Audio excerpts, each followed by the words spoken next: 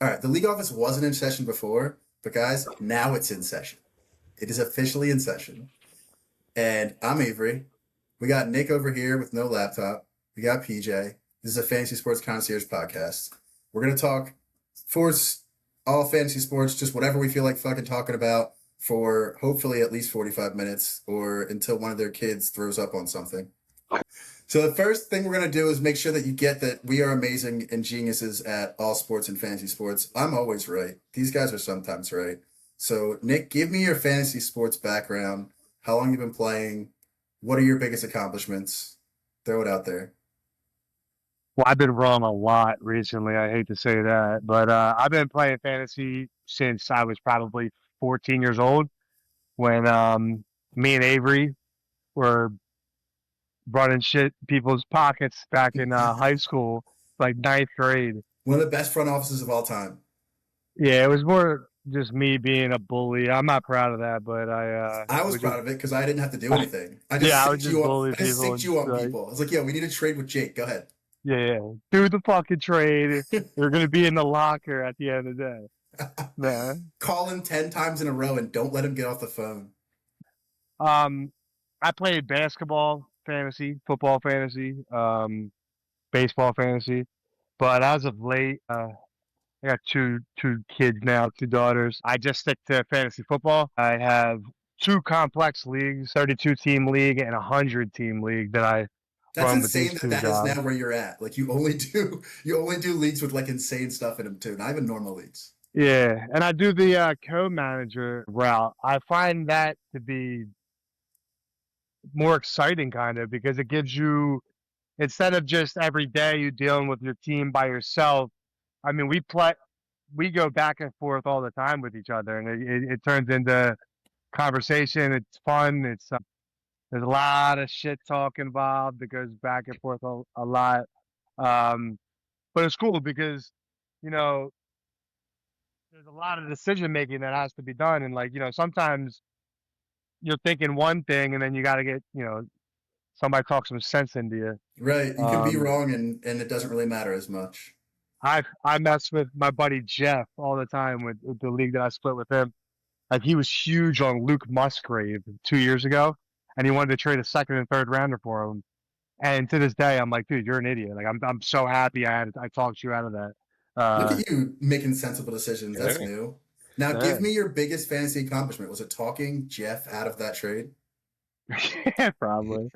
I don't know. I haven't won shit in too long. It's been a minute. You won a co-division. We'll take that. Oh yeah, we did our division in that 100 league team. That was pretty sick. That's cool. And our team is strong again this year, so I'm We have excited an about amazing that dynasty league. And so before we switch over to PJ, we all know each other through me and Nick went to high school together. We all from Delaware County area, and Delco has to stick together because if we don't, our accents will go away. So PJ, you're up. Tell us your fantasy sports background. Well, I'm only going to get into like the last 10 years because I feel like anything after that's kind of who fucking cares that much ago shit, when Nick was out bullying people. Probably we're out there with like half. Yeah, but the cool thing about that was we were on what was it, Fantasy Sports Live? I don't think it's a thing anymore. No, it was like when the internet was like first coming out, like, and it was like first fantasy was like kind of like just hitting the scenes, and we were in like ninth grade playing on the computer, fucking gambling money on this shit. It was hilarious. Slightly above like when that's why I thought it was good. Slightly above when they used to do the like you'd have to actually write stuff down. Like that's where we were a little bit past that. Yeah. All right, PJ, go for it. So anyway, in the last 10 years, I think I won baseball twice. I won basketball 4 times in the league that I'm in every year.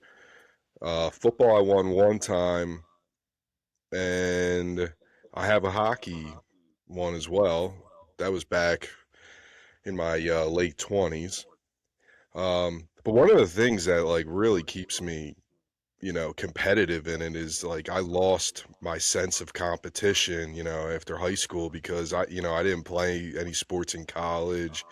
I didn't do, I became a dad at 23. So, competitively, it kind of kept that, spark in me. So that's why I take it so seriously, and I got to say that I probably went 3 years at one point where I didn't even have to pay dues. I just kept rolling them over for my winnings. So, Yeah, you know, it's when um, you know you deserve a podcast. I think that's the level at which you are now an expert. I would say we are all expert fantasy sports people. For one thing, if you're playing yeah. fantasy hockey, you're an expert because nobody even knows that fantasy hockey exists.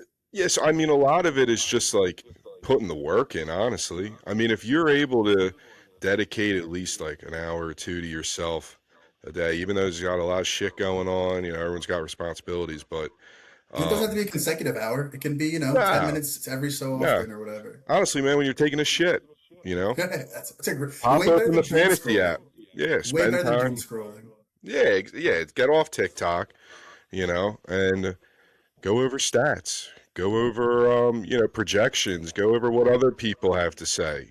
Opinions are what drive Listen to fantasy sports. podcasts. Great idea. You will be a genius if you listen to podcast. Okay, there's the subliminal message part of the Yeah, podcast. but I mean that's honestly it. I mean, I was lucky to meet you guys. We created this incredible dynasty team, which is like totally like the first time I've been in a league where you really feel like you're a GM out there and you got to stay on your toes with it, 24/7. There's people all over the country. You're doing trade talks in the middle of the night, you're answering messages at weird hours and that's like full immersion into, front office and sports.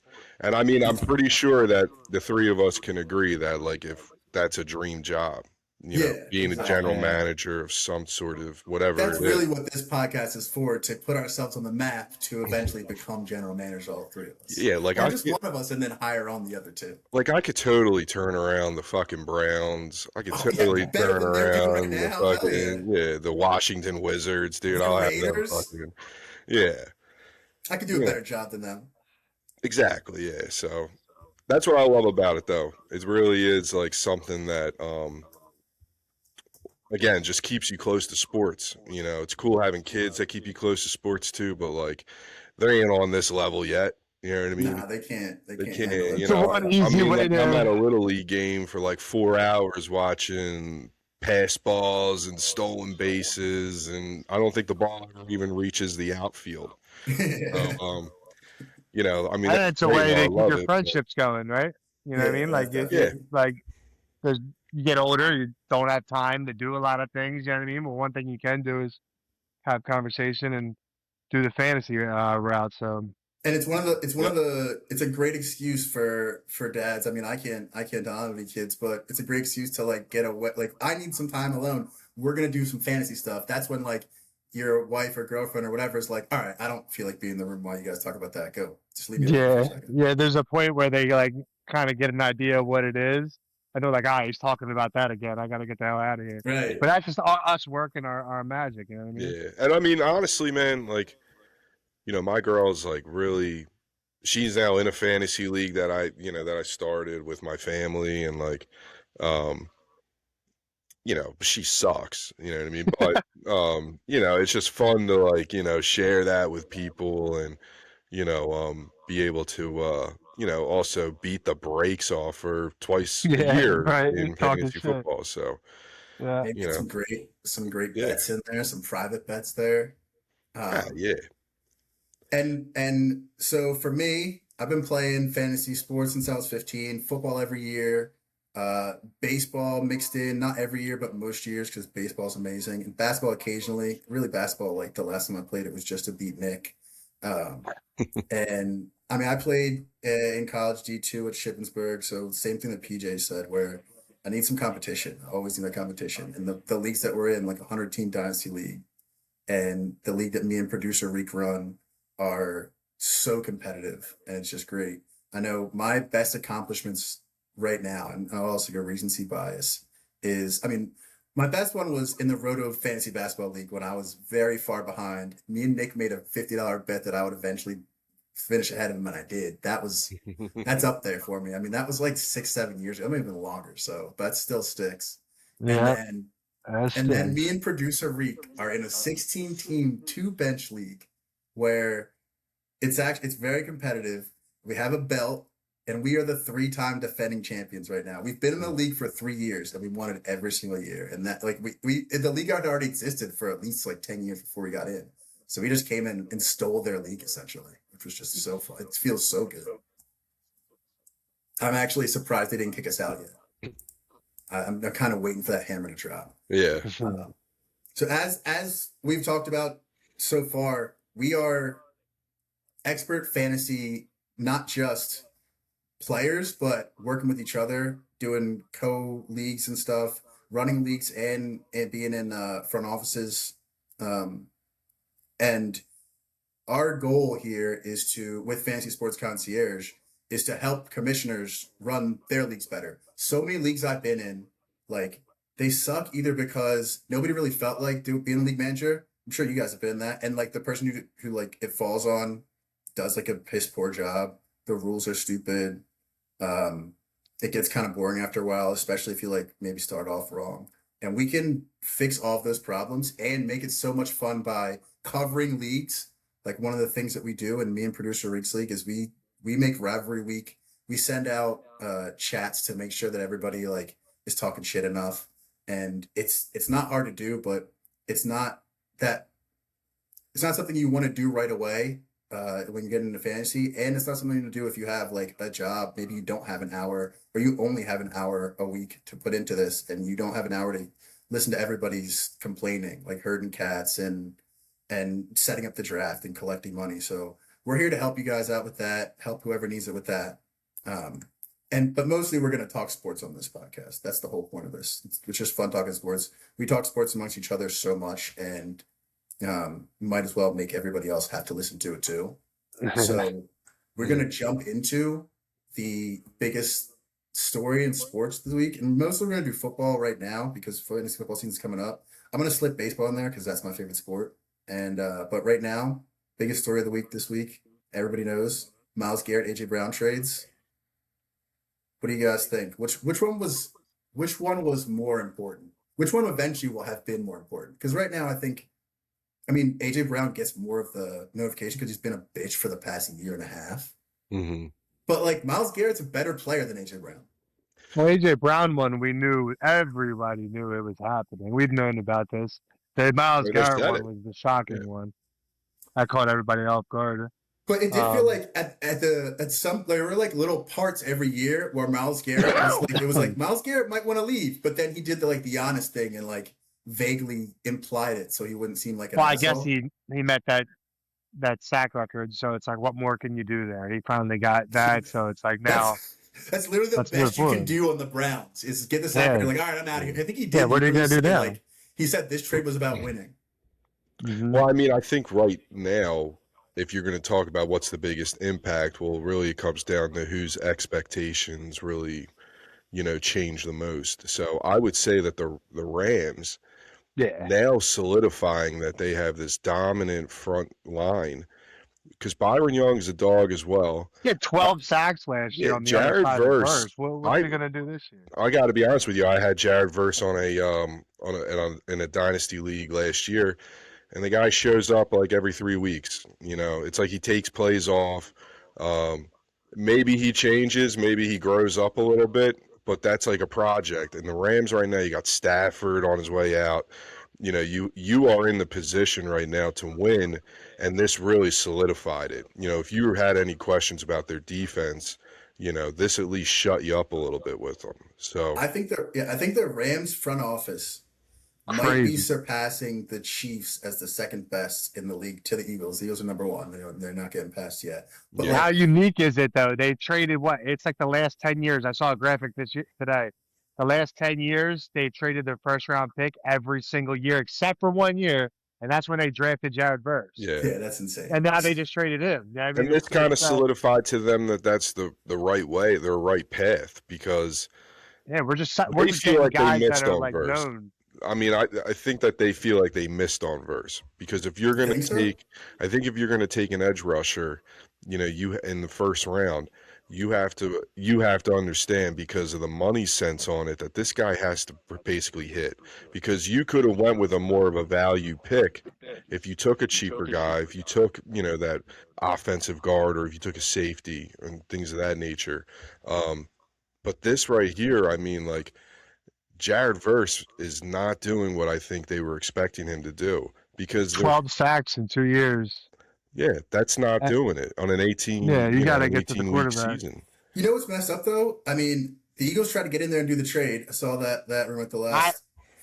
The reports came out and said that Eagles had there was zero chance that they were going to include Jalen Carter in the trade. Yeah, They weren't a part of it at all. Nolan or Jalix Hunt. Like I mean, is Yeah. Jared Verse? I guess Jared Verse is better. Like I don't know. Jared Verse has better publicity, but like him and Nolan Smith and Jalix Hunt are relatively the same tier. Nolan Smith is kind of worrying me. In also though for the Rams, like He apparently Injury showed back up. concerns. He showed up to camp. There was 4 guys mentioned who showed up that looked like they're even in better shape, and Nolan Smith was one of them. So that's a positive. But and for the Rams, I don't think he's he's not an every down DN. He's got to get bigger if he wants to be. He's on that same like with Jared Verse, where it's like we need more out of you. But also, dude, for the Right. Rams, Matt Stafford could fall off. I mean, he's 41, right? Like he had an MVP of the year last year, yes. But like when you're in your 40s, you could drop off at any time. Imagine if Matt Stafford just sucks this year. Was that back thing a straight up lie last year? Did we not have to worry about his back at all? Possible, but you gotta Yeah, go. I yeah, mean, what are they gonna do? They're so far in. Like, what are you gonna do? You're gonna pull back a little bit? You're gonna draft somebody in the first They did the right round? thing, probably. I don't know, man. They had the traded roster. first round picks for defensive backs, so yeah, you got to go at this point. But if Matt Stafford isn't there, they're I'm trash. pretty sure they're the Vegas favorite to win the NFC right now. Screw Vegas, they're never right. I'm just saying. But then if you're looking at New England though, like we said all this about like defense and Myles Garrett, but like if AJ Brown if he cares this year, hopefully, motherfucker, that has to make them. That's insane. Him, Romeo Doubs, and Travion Henderson.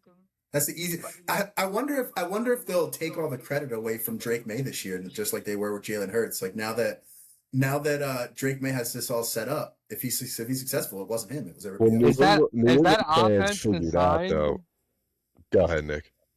Is that offense designed to heavily go to their wide receiver one though? I'm not sure that it is. It's a 2 running back system, and they spread the ball around. And I know AJ's definitely a step up from Stephon Diggs last year. But if you look at them last year, they kind of spread the ball around more. They like their tight ends. What's going to happen, right? Yeah, they love it. What's going to happen when he doesn't get the ball? We've seen it happen. You know what I mean? Who has more wins next season, Rams or Patriots? Rams. In that division, you got to think about the division for a second. I don't care. The Rams division is good. That's what I'm saying. And the Patriots division sucks. The Patriots, I think, are going to have a fall off year. The Patriots have 4 wins, like built in with the Jets and the Dolphins. Week 4, AJ Brown is pissed off over something stupid on a team that spreads the ball around. We're talking about this, right? Does that piss off AJ Brown that they're spreading the ball around? But this was what was successful for them. They made the fucking Super Bowl last year. Remember we won those games earlier in the year, and he was talking that shit. And then I think there was like 2 consecutive games where he went over 100 and he scored, and we lost those games. And he didn't say a word on social media about it after that. Like, the dude cares about getting the ball all the time. He was first time that doesn't happen. At 100-yard games, he'd be pissed off. Okay, but then also he also is like, he obviously is vengeful, right? He's got a kind of I want to get you back thing. So we could also see him just be playing nice the same way that Stephon Diggs did last year for them, just to be like, ha, screw you guys, I could be nice. Like it was you, not me. Even if that's not how he feels, because he's an asshole. Yeah, his first year he came into the Eagles and he was happy, and he had 1,400 yards, and I can easily see AJ Brown being like, I'm going to be the perfect model citizen for at least the next 2 years, no matter what happens, because fuck, like everything that happened at that team, it's not me. Well, the organization's more strict as well. You know what I mean? I think that, there's going to be a lot more pressure on him to keep it in check. Is he a top 5 wide receiver in fantasy next season? Potential's there. He has all the makings of it. This is a podcast. You got to give a yes or no. I mean, so I just traded for him about a month and a half ago. So you think, yeah. So I'm betting on. I did traded you the trade first for him? rounder. We traded the first rounder, a third rounder for him, and we got a fifth and a sixth back. So we felt awesome about that. We So didn't you like did that. better than Howie in that, or you did better than the Patriots in that trade. And it was the 108 of the rookie round this year. So I'm not. Out of how We're many not teams? high on the rookie. 16. All right. So I mean, that's not a bad pick. It doesn't change what's available there at 108 though. It's not think about this year's draft. That rookie, Yeah, the rookie, yeah, it's not good. It's not good at all. There's know what I mean? gonna be 8. It depends. The team that you trade into, are they good at drafting? Because there's gonna be 8 good players. There's not nowhere near There comparison to has what to be 8 AJ good Brown. players. Every season there's 8 good. I mean, I'm not. Isn't it? That's I a don't have my dynasty league, computer. right? I wish I had my computer. Yeah, absolutely. So Yeah. in a dynasty league, I'm not even talking about next year. I'm talking about there's going to be 8 guys. In our first year, there's going to be 8. There's 8 guys who. There's 8 guys who will be good between now and 3 years from now, and in dynasty, that's just as good. But this season's draft is a major gamble compared to what next season is. Next season's the 108 is going to be definitely a nice player. This season's 108 isn't. It's IDP, right? Yours? Well, it has defenses. Yeah, the one that I'm in is you have quarterbacks, running backs, wide receivers, tight ends, kickers, punters, D tackles, D ends, linebackers, just like ours. Linebackers, safeties, corners, all of it. Okay, but let's say I'm going to name some rookie receivers that are in this. It's for this year's draft, right? Correct. And running back, you got Jeremiah Jordan Love, you got Tyson. Menda. Yeah, I mean that's a question. Would you rather have Jordan Tyson for the next 3 years or AJ Brown? Easy answer. I don't It's know. a I don't total think that's gamble. easy to. Kellen Moore, Tyler Shuck. My boy is Tyler Shuck. It's a major gamble. Okay, AJ Brown right now, PPR 8th in the Athletic. I think he's higher than that. I think. You think he finishes higher than 8th? No way. You I guys. do. Listen to me. If you look at coaching staffs, when was AJ Brown most efficient? Well, When he had a competent offensive coordinator. Okay, he's going into Josh McDaniels now, who's going to throw the shit out of the ball. Okay, and now he's got a big body target. He's going to throw slants. He's going to throw fade routes to him. He's going to do all the things the Eagles did not do with him last year. So I think that very much so. He has 1,400 yards in and top 3. The ceiling of being top 3. Wild card, Romeo Doubs. He actually was a little pissed at the Packers the last couple of years when he wasn't getting his touches. So they now have 2 guys who have complained about touches before. Yeah, but he Romeo didn't have a Doubs problem. I get that he complains, but he's shown that he is willing to split at least for a few years the throws because he had Devontae Smith on the other side who was getting his too. Was that a volume that he had last year or whatever? No, but he was still getting a great portion of targets. So I think that him and Dobbs can do their thing.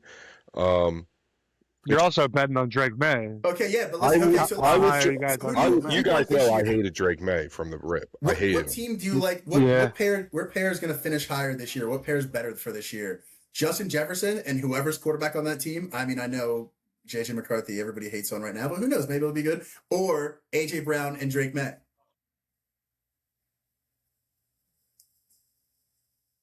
Drake May is a good quarterback, all right? And Kyler Murray is a good fantasy quarterback. He could be a good fantasy. Well, I had Drake May last year on my team. When's the last time Kyler Murray supported a top 5 receiver? D-Hop? 5 years ago? I mean, when's the last time he had a legitimate receiver? Marvin Harrison Jr.? Marvin Harrison, but is Marvin Harrison the problem? Yeah, he might be the You problem. know what I mean? I mean, he did well with Trey McBride, right?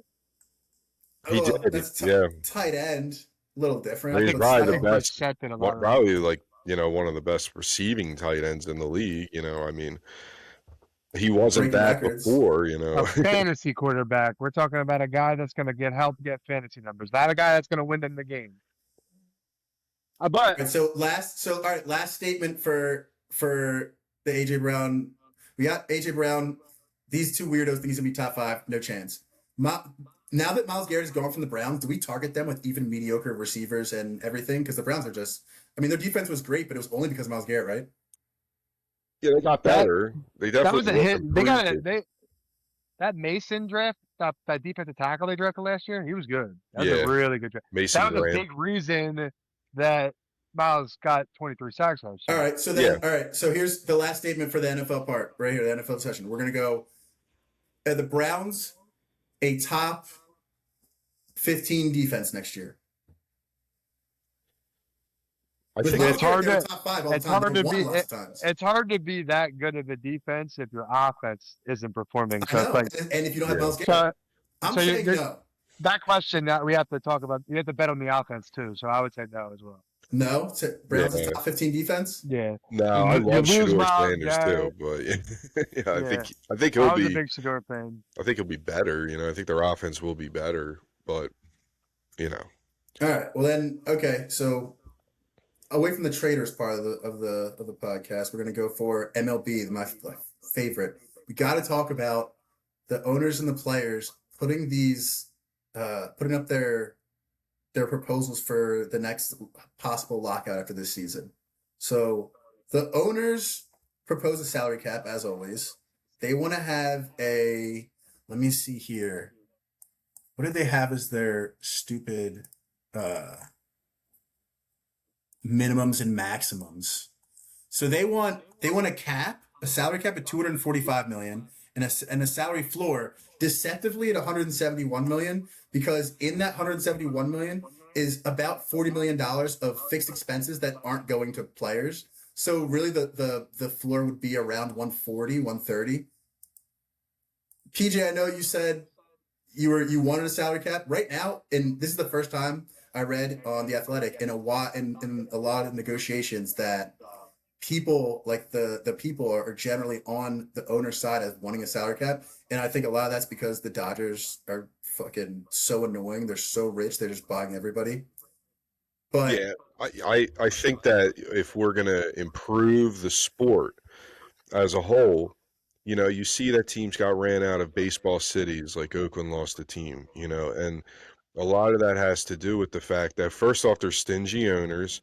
So I think the salary cap alone will create more of an upward pressure on these owners to spend a little bit more money on, they have like an obligation at that point to spend a certain amount of money rather than, cry broke all the time. So I think, and another big thing in all this too that's very important is that 50-50 split with the revenues from the TV deals. That's like a trickle down effect, really. Because a lot of people who make $25-30 million a year, they don't want this to happen.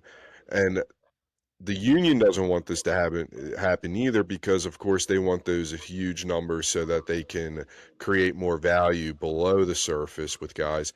But I think alone, if you're able to bring in this split where now these guys are going to get a certain portion of it and now you're breaking it up into a salary cap, I only think that that's going to make owners spend more money, and I think it's going to make the game a lot better. I think that this is the owners looking for an excuse to not spend as if I want some super teams. Like the Dodgers are not going to win every year. They might not win it this year. Like they're doing good let's see what's their, like the Tampa Bay Rays are leading the AL East. It's going to be interesting to AL see. Central. It's going to be really fun to see what happens with Ohtani when Ohtani's gone and they're paying him $50 million a year, right? Right. Like they're gonna the Piper will come and like they're gonna have their 5-year span or whatever. But I don't think it's that big a deal that the Dodgers is. The Dodgers are 6.5 games up on the Diamondbacks, so like they have an okay lead, like a pretty good lead for this time of year. But they're not running away with the whole league right now. That was blown out of proportion. The Braves have a better record than the Dodgers this year, and the Braves aren't one of those big market teams. Like no. I don't think that's a big deal. Like I think the parity in the league. The problem is the Pirates and the Marlins, they need to, if they had a minimum with no cap and the minimum was 250 million or 240 million or something, like if you as an ownership group can't make a profit with a Major League Baseball team in this day and age, that's your fault. Like we shouldn't have to like you have revenue sharing. Like if the people who are pay above the luxury tax give you money and you're not spending it, like that's just a fact. Like the Marlins and the Pirates get money from the league every year from like the Dodgers and the Phillies and the Yankees. Well, that's how they stay afloat. Yeah, but I think that should be more universal. For one thing, we don't have their books. They don't share them, so we don't even know if they're losing money. Like it could be they're all making plenty of money. I just don't trust. I think billionaires are liars.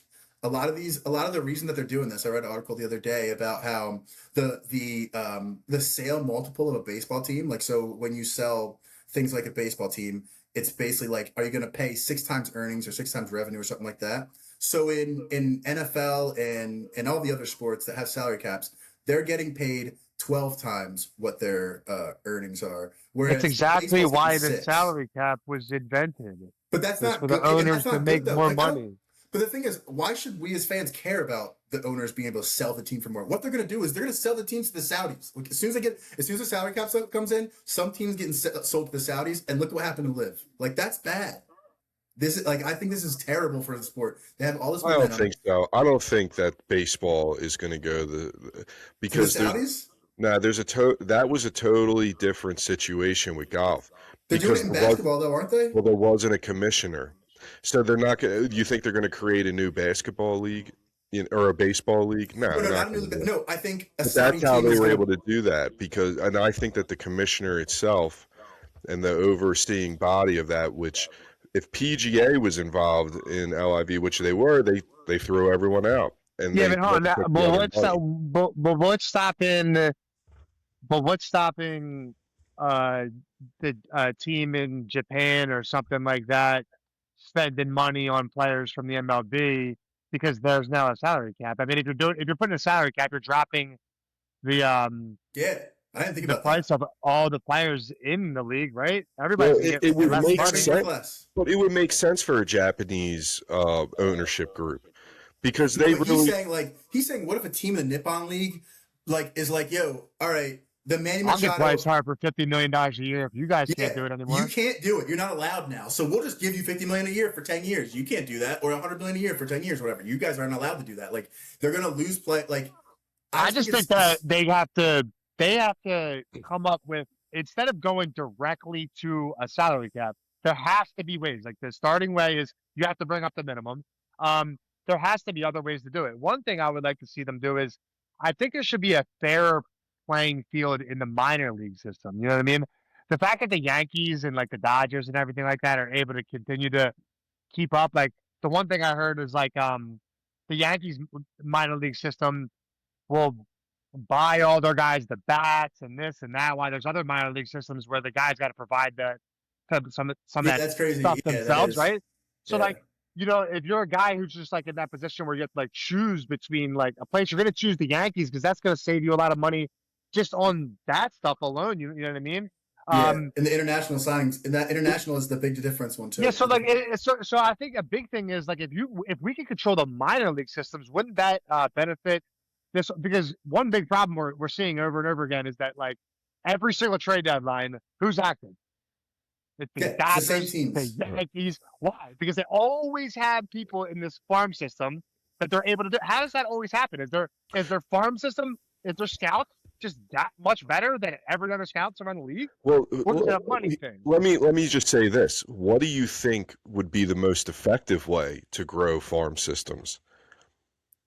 It starts with money. Well, the way that I'm looking at it though is that if you put a salary cap in place, that's going to create the motivation to have these guys who can come up during their arbitration period where they, just like if you had a rookie in the NFL, you get that guy on a rookie contract, he's more valuable to you because he saves you salary cap space. He's in for 6 years, like at drastically reduced price. But I mean, that would create more upward pressure on having better farm systems. Yeah. There's got to be a different way to do it, right? Why can't you have a salary cap to the farm systems?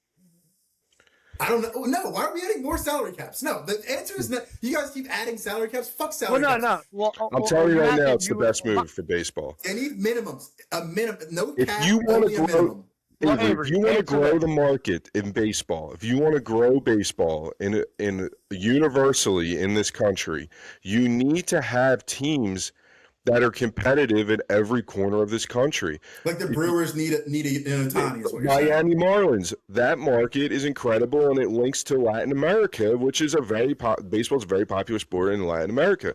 And if you're able to get a salary cap in place, where now that this ownership group for the Miami Marlins says, hey, we have a bottom line that we need to meet now, and we can't go underneath it. We have to spend this amount of money. That makes the team better. That makes a team like the Athletics better. And if we're going to take a look across the board here, there's really only it's a 1% thing, just like it is in America. It's a 1% thing. The wealthy are wealthy, and the rest are the way that they are. And I think that honestly, that would be They'll find a the different best way. place to do is for if you grow minor league No. baseball, you grow the smaller market teams, you get more value in your TV deals because now you have so much more better teams that aren't just like, let's not watch these fucking guys because they're going to send out there, 6 guys who should be playing in AAA right now. So at the end of the day, You, Sean, I'm for the people. You can't do that, dude. yeah. You can't do that. All you're What doing we is learned just in this making segment me. is We hate the Josh Harrises of the world, dude. What are Yeah. you talking about? I know. Well, We can't give what them more money. what we learned in this segment is PJ is for billionaires. All right, and on to OTAs. How am I for billionaires? I'm saying there's a 1% in baseball right now. Section, We're PJ, we the can't. 1% in baseball Travel. right now. We PJ, need to next- spread the we gotta wealth. talk about OTAs. You love We need to billionaires. spread We all the know wealth. it's fine. It's fine. PJ's a billionaire lover. It's cool. All right, so OTA reports. What the bit like right now where we're at for fantasy football, we are talking about OTAs. Rookie camps and stuff are coming out, and some will like. It's hard to do. We're not going to talk about average draft position. We're not going to talk about the value of a player for the draft right now for a fantasy draft because it's too far out. People are going to get injured. A bunch of stuff's going to happen.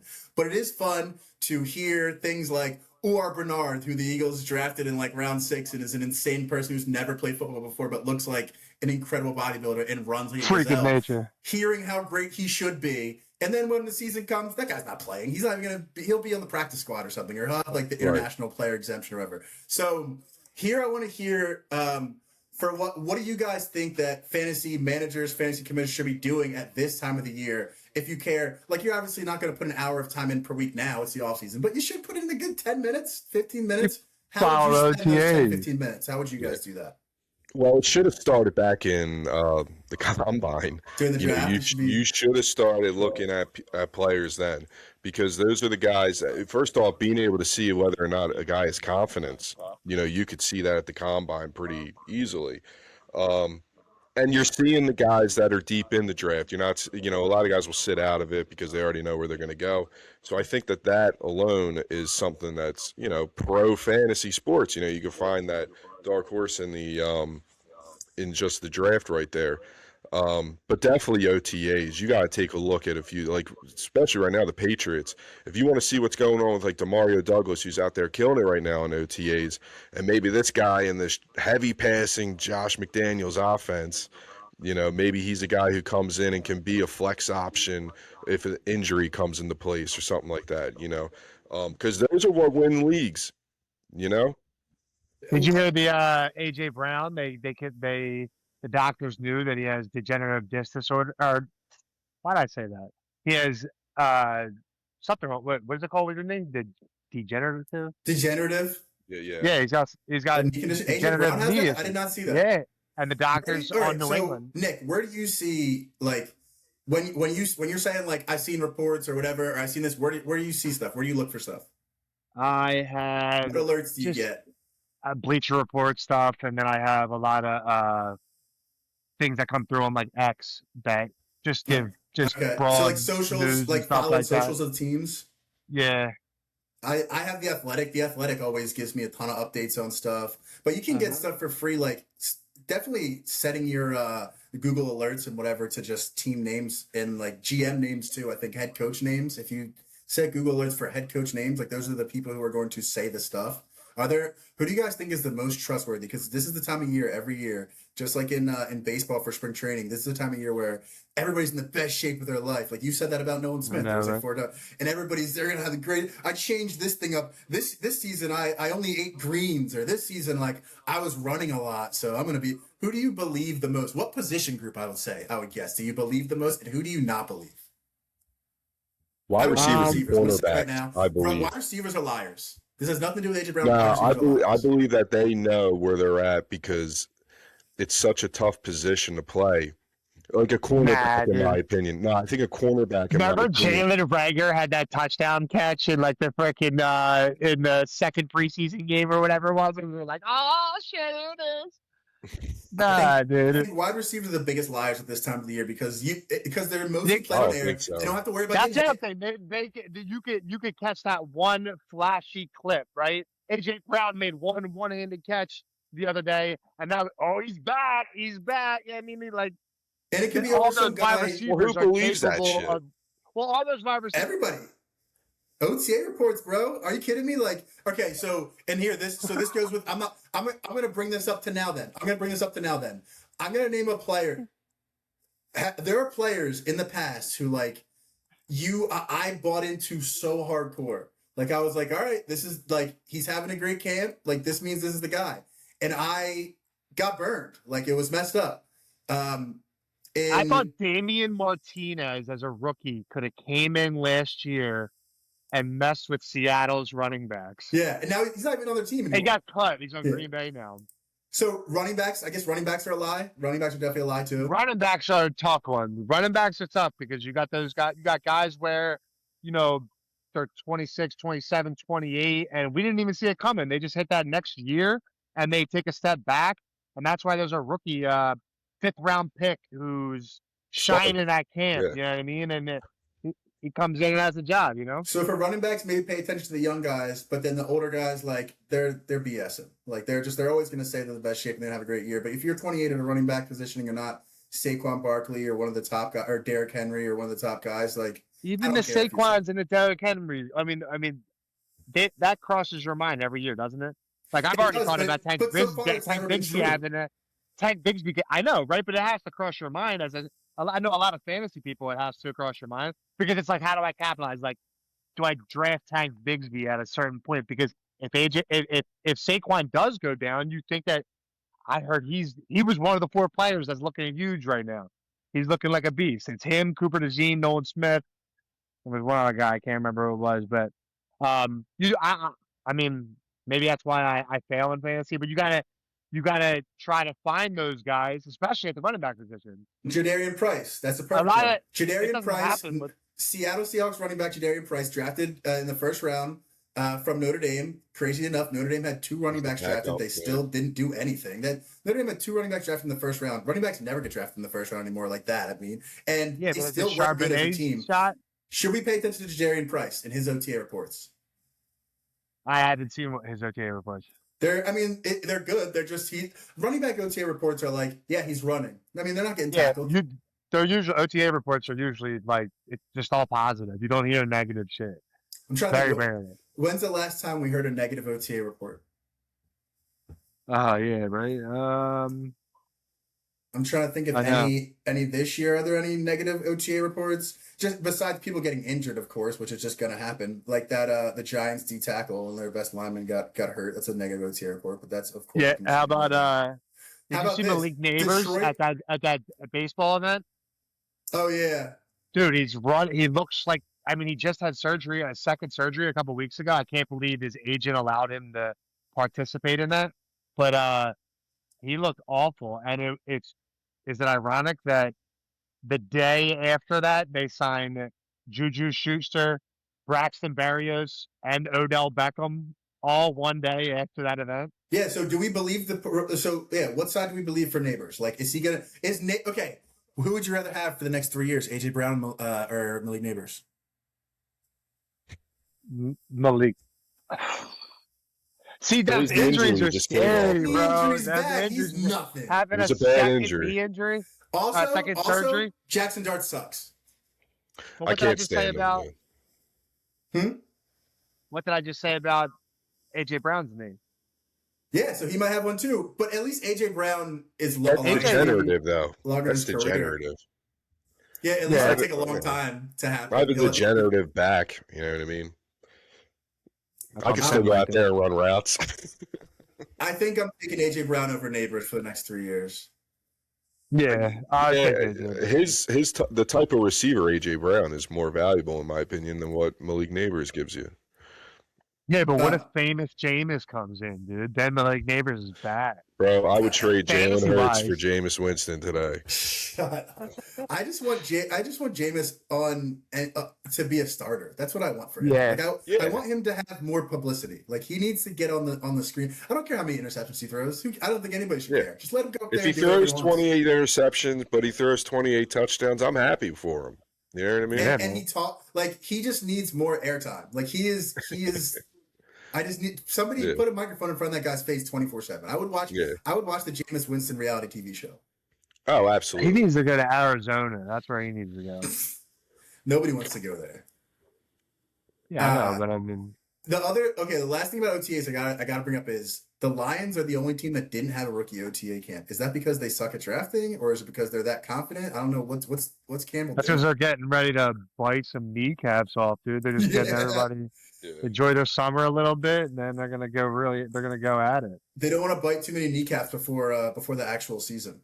Well, I think they're real happy that Rome came back. I think they believe that Rome wasn't affected at all with the injuries he sustained last year. I think that's really the most positive thing that's coming out of Chicago. No, I thought you said Detroit. Oh, did you say Detroit? Yeah, Detroit. Oh. Dan Campbell, no rookie camp for them. Caleb Williams on the front of Madden, dude. What the hell is that? Is that what's happening?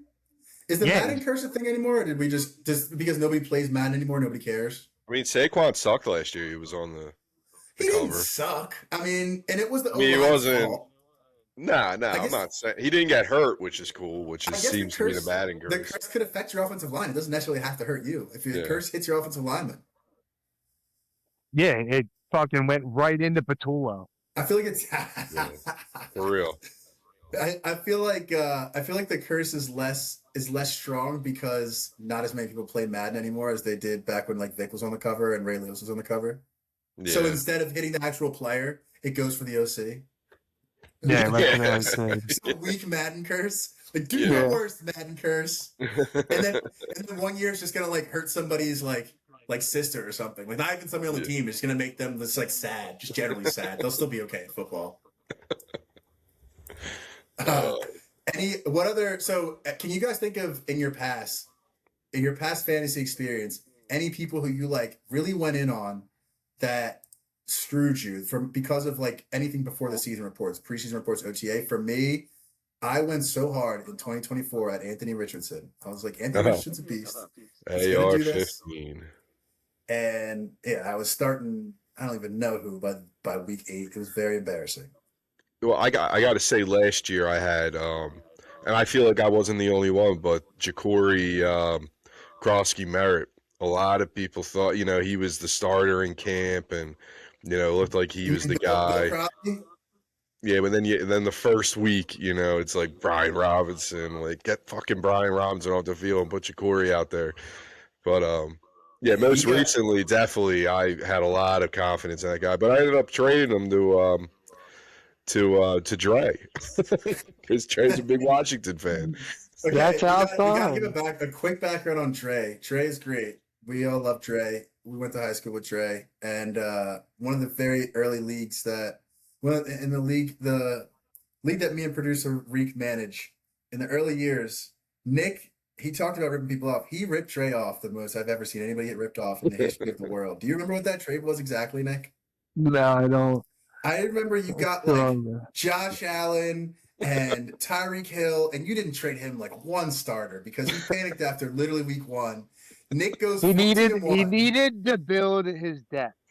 Is that how you ripped him off? Is that how you did that? You told him he needed to build his depth, and you need to build more Josh depth. Allen or Tyreek Hill. Those aren't even good players. Bro, you don't even have a wide receiver 2 or a tight end 1. You need them. I got them for you. Why would you need the best quarterback if you have the 30th best wide receiver?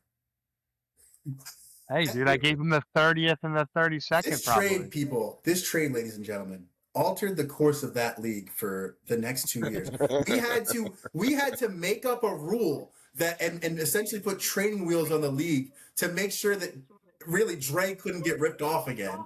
I think that from the massive amounts of shit talk that he got for that, he's really good now. He's a little even reserved. He will not make as many trades as he was willing to before. But that altered. We had to put training wheels on the league for 2 years. We took them off eventually, but we had to be like, all right, this can't happen again because. Well, you know what would have prevented that, Avery? What's that? A salary Fantasy cap. Sports Concierge. Yeah, what up? Yeah, you know what you need is Fantasy Sports Concierge.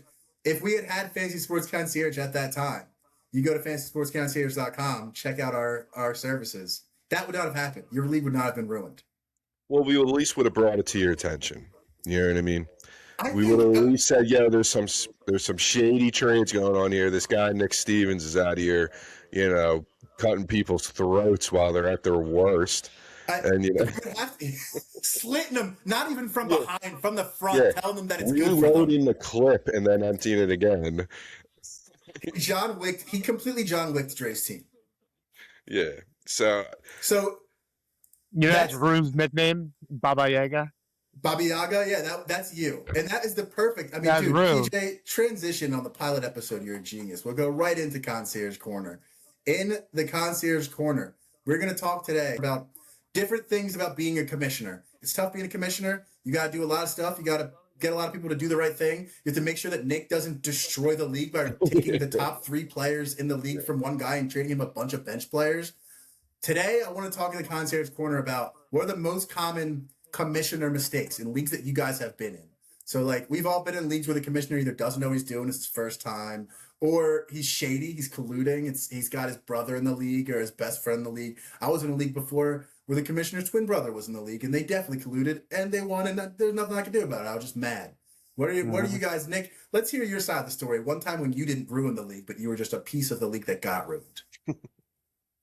Well, my thing is you can't when the commissioner puts their ego into the trading and everything like that, that obviously messes things up when a commissioner believes that their say when they're vetoing trades and stuff. Nick's phone paused. Nick, no laptop. We'll give this guy a laptop at some point. Yeah, we got but I can see what he's talking about. That there are leagues that I've been in where the veto power is either in the sole ownership of the commissioner, and that commissioner is like, well, I don't want this person to do that, and they don't tell you that that's what the case is. They'll just say the trade's not fair, and we all know what's going on. Or there are leagues that were they vote where people gang up on each other, we don't want this person to win, just veto this trade for him. I don't care if it's fair or not. What do you, PJ? What's in your history? What's been your a league mistake that a commissioner has done in the leagues that you've been in? Well, so this was actually a good one last year that I dealt with, and it was in a family league. But my cousin hit up my brother-in-law, and listen, I love him like a brother-in-law, right? But he hit him up, and Jalen Hurts. It was Jalen and someone else really good for garbage, and my brother-in-law had already lost. He wasn't making the playoffs. This wasn't a dynasty league, so he checked out. So he accepts this trade. And funny enough, we get to around Christmas time, and Jalen Hurts is kind of struggling now, and this, and it's a lot of the conversations are coming up, can Jalen do this, yada, yada, yada, the Patula issue and all that. I hit him up. I said, this is your fault. I was like, you gave bad juju to Jalen Hurts by doing this bullshit trade.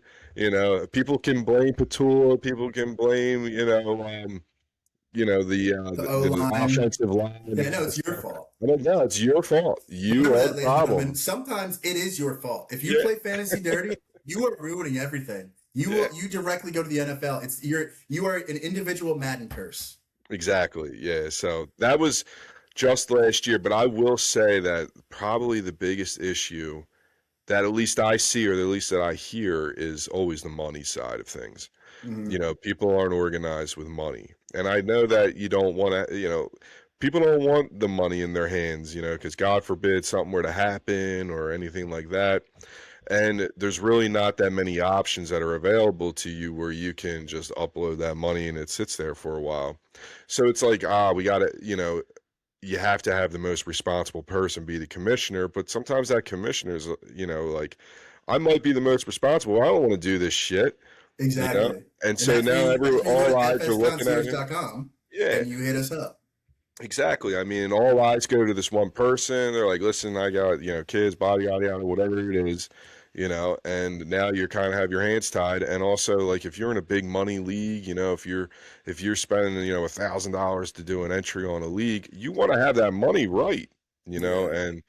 and what you time and time again, you hear like, people didn't pay their dues and, now the end of the season, I got to go collect, I got to go be, Sylvester Stallone and Rocky and, go track people down for It comes down to freaking, not even the commissioner having to track down the commissioner not doing their job, so that the champion has to go track that money down, which is even more annoying. Like, I even just won the worse. champ. I shouldn't Yeah. have to do that. I'm the Yeah. champ.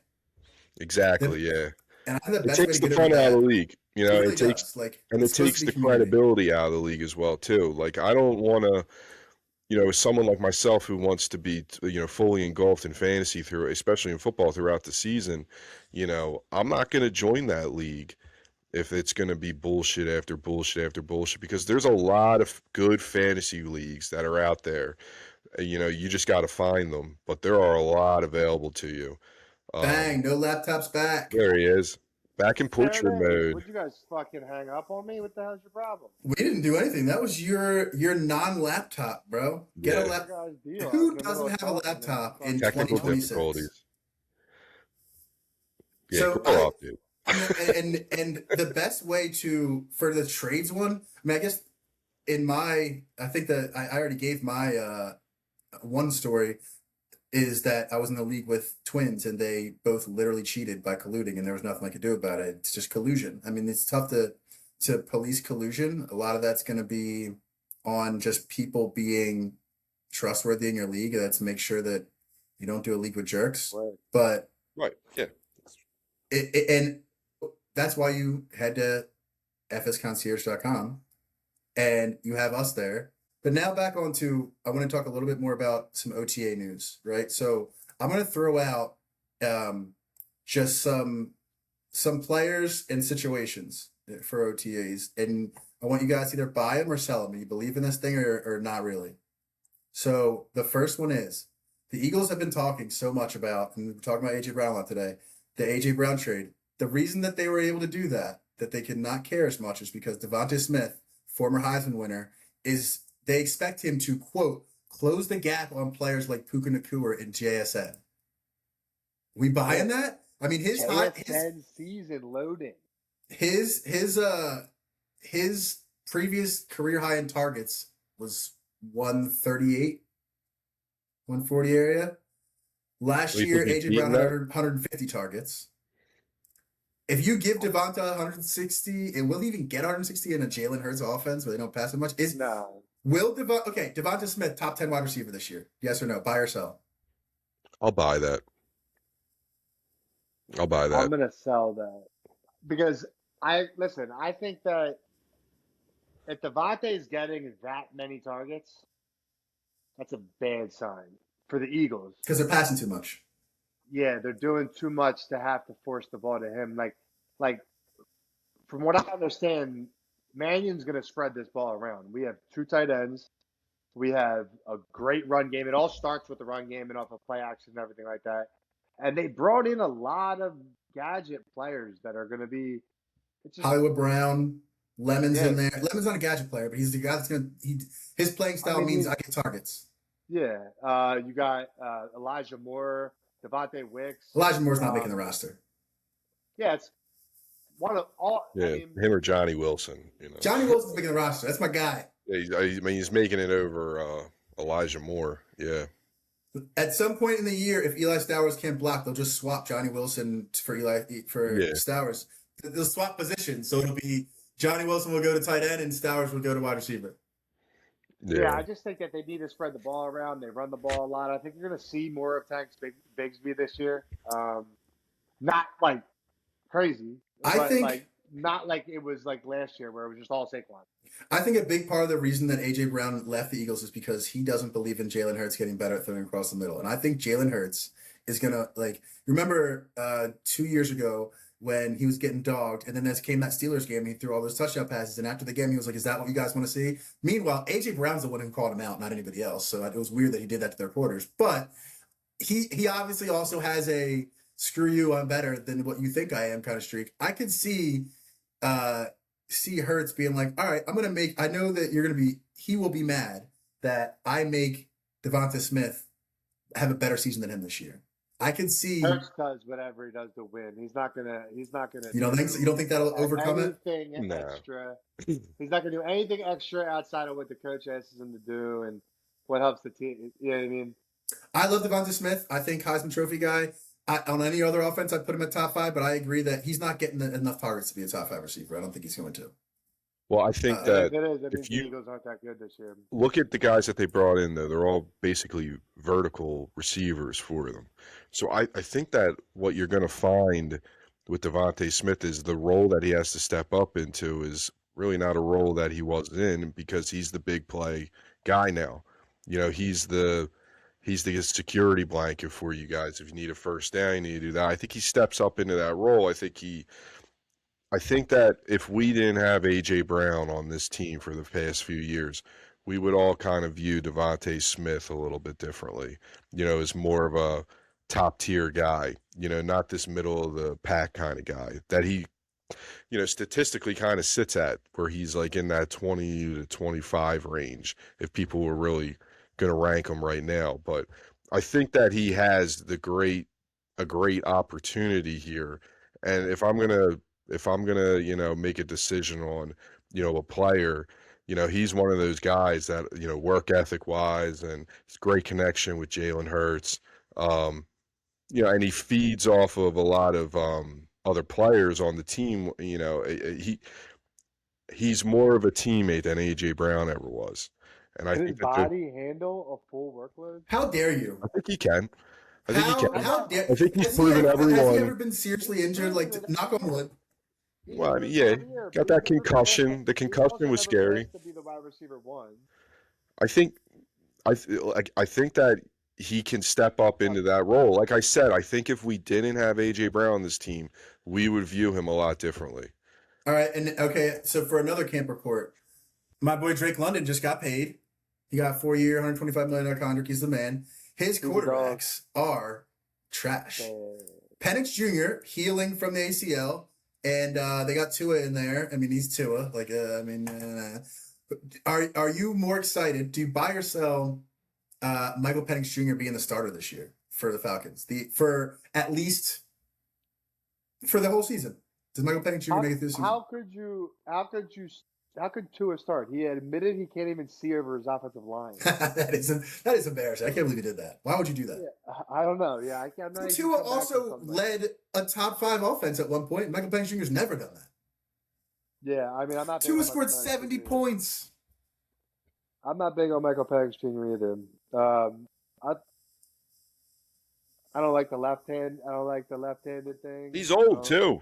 He's old. Dude, a left-handed quarterback changes the whole thing. Are you calling Michael Penix Jr. Tim Tebow? I guess the only thing they did good was bring in another left-hander. Yeah, that's very smart to have 2 left-handed quarterbacks on your team. Hey, well, if one goes wrong, at least you don't have to flip the whole playbook around. So are you buying either of those 2 quarterbacks? Because they have a good offensive system around them. Like they have a number 1 receiver. They have a top 3 running back in the NFL. Who's their OC this year? Because they've been running some shit offenses. They ran that pistol shit last year, man, with Bijan lining up 10 yards behind the line of scrimmage. Well, you know, one of the local Tommy Rees. But Tommy Rees, former offensive coordinator of the Browns and Alabama. He's the new OC. Because they brought in what's his name, Stefanski, right? But these guys are like a bleeding green in the Philadelphia sense, like one of those sites, but they're called the Falcoholic or something like that. They think that if you look at what's been done in the OTA so far, Tua's going to start over Penix. Yeah, I was never big on Penix. Yeah, like he's looks better than him. You know, So buy or sell to a top 8 quarterback this year. sell. Tua? Top 15. Fucking Yeah. hell. Top 15? If he gets hit again, we might watch him die on the field. Atlanta's Yeah, O-line's dude. pretty good. Yeah, and one thing I want to say about the Drake London deal, because I wanted to say this, is that the Rams are probably fucking kicking themselves right now, and the fact that they now have to pay fucking Puka. What they're gonna have to pay him? How much fucking money next they're year? paying him so much. You Does know what I Puka mean? get more money than JSN on his next contract? I would Really? think so. Yeah, Absolutely. That's Yeah. how it works. Puka's been good elite since he came into the league. But also, Puka apparently has incredible off the field issues. JSN's never had any. Yeah, it's true. He had the rehab thing and all that. You got a doc for whatever. I don't even know what rehab he went to. Didn't he just like curse some woman out at a concert or something? What rehab do you go to for that? Drinking, I think, apparently. You're probably drinking. Yeah, he seems like a drinker. So I mean, I don't care, dude. If you want to, take care of yourself. But if you're still able to go out there and, what did you have, like 130 fucking catches last year or some shit? Yeah, So. All right. So It's off the definitely- bad quarterbacks, Baker Mayfield top 5 quarterback this year. Buy sell. he's throwing out some crazy. Baker, Yeah. baby. I love Baker. All right. Bake me a cake as fast as you can. There's no way. There's no way with Mike What do you Evans think? not there. Luka's going to take over? You don't think Ibuka's good enough for him? He's a beast. And they still got what's the other receiver who's hurt all the time, but he's back. Oh, Ibuka. Yeah. Ibuka. Not I didn't hear what you Ibuka. said, but Chris Godwin. Godwin, yeah. Ibuka and Chris Godwin, that's a good team. Yeah. It's good, He's got but Bucky. but he wasn't better last year than he was the year before. Even though Mike Evans was hurt all year. They had a lot of injuries is last sleeper. year. Year. Chris Godwin might have a year. Yeah, and they had a lot of injuries I last feel year. like- That His thing is his health. But if he stays Yeah. healthy, Chris Godwin might be the one. so Baker top 5 quarterback. No. He did. Can't he put him finished, in top 5. You wouldn't He put finished I'm sixth, saying didn't Baker he? top Didn't he 5. finish sixth? I can't believe I'm the Baker guy. I can't believe that because I didn't used to be a Baker guy, but I'm the Baker guy on the pod. That's cool. I'll accept I was a that, Baker bro. guy last year. I would say 2 years ago, easily top 5. But I think last year he was 6th, wasn't he? He was up there In last year fantasy too. Like sports. he was an MVP candidate for half the season. But he's one of those dudes last year where he would Yeah, have a right. 30-point game, and then he would go 5, 10 over 2-3 Yeah, but weeks. he's They getting have more a big mature. So game. he's got to turn into Tom Brady. He's on the Bucks, right? You guys, isn't that the whole thing? I don't He's- know, man. That's asking a lot for me to say that he's going to be top 5. All right, where are you throwing Wow. Baker at? Top 10? Who's your 5? Who is my top 5 next year? I'm going. I'm not putting Pat Mahomes in it. So that's an open spot that's not usually there. Let's bring Yeah. us. Let me bring up the. You putting Burrows? Yeah, I'm putting Burrow there. I'm gonna say Joey gets. I'm gonna say Joey stays healthy. Baker's ranked 18th at quarterback on the Athletic. That is. You're wild. That's what I'm saying. You're wild. to be honest with you. Now, I would say he's better than that. Better than 18. Yeah, that's insane. I mean, I'm sticking to my guns. I'm going What about Baker. Herbert? You think Drake May doesn't have a better year? No, I'm not. Okay, I'm going. All right, here's my top 5: Josh Allen, Lamar Jackson, Joe Burrow, Baker, and You Stafford. just put Baker up there. That's crazy. And Stafford. Who are you? Those 5, right? Who are you throwing over him? I mean, I guess you can say I'll Mahomes. Jalen say a couple names that are over Baker right away. Jalen Hurts. Bo Nix is going to be better than Baker. No Mayfield. way. Bo Nix coming off an injury. Bo Nix. Patrick must Mahomes will be better than him too. Who? Who Caleb else? Williams will be better than Baker Mayfield. Oh my! Come on. What about Hurts? Yeah, Hurts. Well, Hurts I thought was a given. I think I would put Hurts at like 3 or 4, or 4 or 5. I'll say 4 or 5 right now, even with the tush push being completely evaporated. even with it being completely It could come The evaporated. tush push was like a third of his points. It could come back. Mm-mm. It can. Oh, that's. I feel. I mean, What? what? It did go away. Why? Was Jurgens back was broke? Do we ever get an answer on why they just doing it? I mean, maybe part of it is Jalen doesn't like being under all that weight all the time. I don't know. There's probably 5 or 6 reasons. Jurgens is probably one of them. And their offensive line was pretty beat up too. So I'm not really that they were beat up, but like this is a play that fucks your offensive lineman up. But Nick, like you said, if the Eagles are doing well, Hurts is not going to throw the ball that much because we're going to be running the ball. And Jason Kelsey. Buccaneers are a passing team. Yeah, maybe your center. I think your center is the one.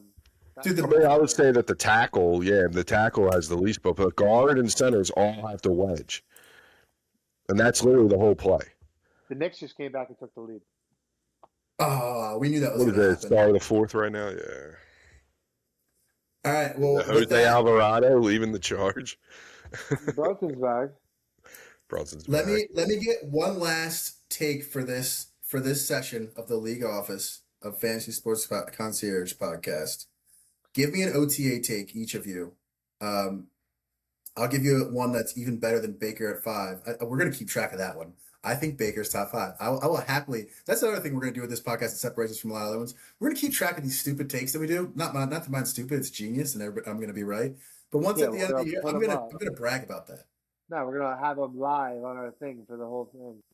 Yeah, we're gonna put in one episode. Here's all the things that Avery got right, and it's just gonna be so much. We're gonna have to turn pages. Calling Baker top 5 when he's ranked 18th on the Athletic is wild. The Athletic doesn't determine my opinions. No, I know, but that you see the jump in that, right? Yeah, I see a jump. I see the difference. I see that they're really wrong right now. Maybe as we get closer to the season, they'll get a little more right. Let's see it. Let's just hear one of yours. Give me an OTA. Who do you like? Who do you or somebody you don't like? Who's not gonna be great? Give me a take. Well, I got two that are two OTA situations that are brewing up. One, Christian Gonzalez not showing up to voluntary camps. Seems to be concerning. That stingy ass organization that is gonna lay the fucking hammer down on AJ Brown. So I think that's something that has to be watched. But more so, I think the player who has been impressive and kind of becomes more valuable from his OTAs, and I'm going back to my wide receiver thing, but Brian Thomas Jr. is out there balling right now. And so you believe in him? I believe in Brian Thomas Jr. He had a fucking incredible rookie season. Yeah. Producer Reek agrees. 100%. Producer Reek. Do we believe in Trevor Lawrence? Fucking Trevor Lawrence. Oh but, my God. Travis Hunter now. You got Travis Hunter on the other side who showed that he could be a legitimate wide receiver. Travis Hunter is going to be defense first this year. Yeah. Travis Hunter didn't say it, but the coach did. Yeah. I still think he's going to see very. I think he's a better wide receiver than he is a cornerback. How can you believe in a BTJ comeback, but you're telling me Baker, the quarterback number 2 years ago, can't come back? If BTJ can come back, Baker can come back. Because BTJ is like 25 years old. Baker's what, 29? He's still in his prime. Oh, Baker's spent. Oh, come on, Baker spent. Baker had that. You're out of your mind saying top 5. You're going to say that he has a better year than Jane Daniels. Yeah, I do think that. I don't think Jaden Daniels is going to stay healthy. I don't think Jaden Daniels will be healthy this whole season. There's no chance. He's too small. He's going to get hurt again. And the Commanders' offensive line is trash. He's going to be getting wrecked. Nick, give us yours. What's up? Who's your BTJ? Who's your Baker? I think I'm just going to go with what the guy I said a little bit earlier. I think Chris Godwin is in for a huge year. Mike Evans leaving. He's an elite slot guy. He's one of the best slot guys in the game. And he's going to finish ahead of Ibuka? When you get a player that can play in the slot at his level, who's going to get targets, because he's going to get the targets. So, as long as he can stay healthy with Mike Evans being out. In fantasy, when you get those elite slot guys like Puka and stuff like that Wes Welker types. Guys that move around all over the place and Amon-Ra St. Brown types, rack them up. I think Chris Godwin could be a big time sleeper, and a lot of his comes back to injury. You know what I mean? If the guy can stay healthy, if he's on the field the entire year, I would expect really big things. So on the line right now, you're saying you would take Godwin over Ekbuka for this coming year.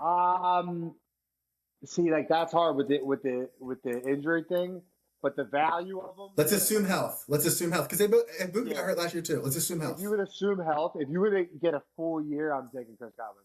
Well, then if you're saying that, you have to believe in Baker. You just talked so great about both of those receivers. Baker's going to take advantage. Well, I think you're. But top 5. Well, I gotta disagree with this. You putting Godwin in the slot. Yeah, because Ekbuka. That was Ekbuka's spot. That's the spot, and he fucking excelled in that spot too. He did. And before they drafted Ekbuka, they were talking. The beauty of it is that they're going to be able to move them all over in formations. Yeah. They're not going to have an exclusive slot guy because Chris Godwin's numbers, that dude runs out of the slot. So yeah, that's true. Like, but if you had to put one of them, on the edge, you probably put Godwin on the edge before Ekbuka, right? That's a tough one. History shows because he is a good downfield threat too, Ekbuka. Yeah, I would. That's something we got to look out for. Who gets more? I think, and when we're talking about training camp reports, which are a little better than OTAs, but still not something that you should set your lineup to. In training camp, that might be something that actually does matter. Where let's see where Godwin and where Ekbuka line up in training camp. And whoever gets more slot reps will take them as the higher rank. Is that how you would go? Yeah, because not every slot guy is what you want in fantasy. You know what I mean? But yeah, of course. But they're both A1 guys. slot guys. Right. Yeah. They are. Yeah, they are. That's important. Yeah, that's a good one to keep an eye on. And that's a perfect one to end it. Pilot out of the way. How'd you guys feel about the pilot? This is the first time doing the podcast, Fantasy Sports Concierge Podcast. I enjoyed it. Gave some great opinions. I was disappointed in how much PJ loves billionaires. Him and Josh Harris are best friends, obviously. I'm also disappointed in how much you guys don't believe in Baker. But you know what? We had some good things. I producer Reek liked the BTJ shout out. We'll take that. But if you're still listening this far, thanks for joining us. Don't forget, you need help running your fantasy league, visit fsconcierge.com. Check out our services. Minutes from today's meeting will not be distributed. League office is adjourned. Until next time. Peace. Later.